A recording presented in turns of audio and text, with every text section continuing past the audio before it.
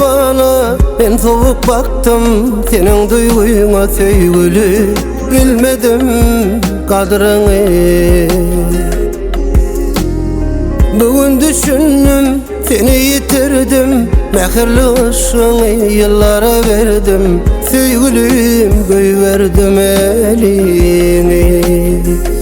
Bu düşlerim açan sandılar, kaçan hıyalın sonu gelir. Olmadan rehmedip bana, sensizliğim yüreğimi diler. Bu düşlerim açan sandılar, kaçan hıyalın sonu gelir. Olmadan rehmedip bana, sensizliğim yüreğimi diler.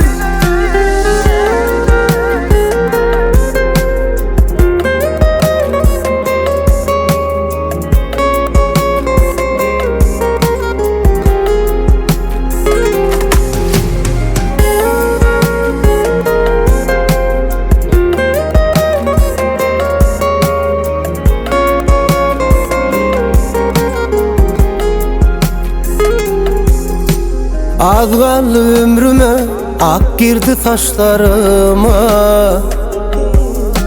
Gitsen de gözümden sevgin ornadı aklama. Her yağan yağışım koşullu gözyaşlarıma. Yeniden geçtel dolunay düşündüm yanlışıma.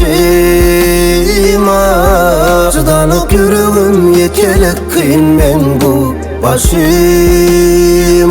Bu düşlerim açan sandılar, kaçan hıyalın sonu gelir. Olmadan rehmedip bana, sensizliğim yüreğimi diler. Bu düşlerim açan sandılar, kaçan